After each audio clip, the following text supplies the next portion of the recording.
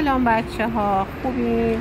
امروز پنجشنبه است. من چهارشنبه و پنجشنبه میرم از مامانم مواظبت میکنم. ایشون آلزایمر دارن. مامان سلام. علیکم سلام. چطوری؟ دختر خوبی؟ دختر خوبم. چطوری؟ چطوری؟ دست بده. خوبی؟ الحمدلله. خوش اومد. من خودم میگم. آنه تکرار غریبانه روزهایت چگونه گذشت وقتی روشنی چشمهایت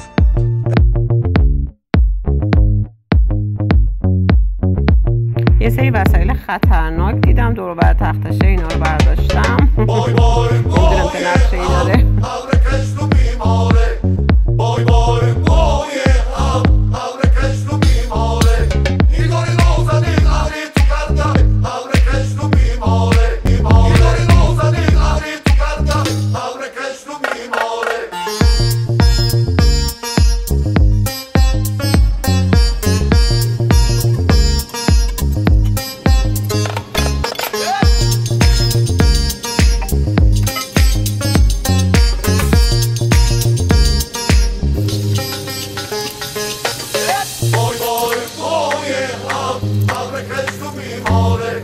Boy, boy, boy, yeah, how the case to me,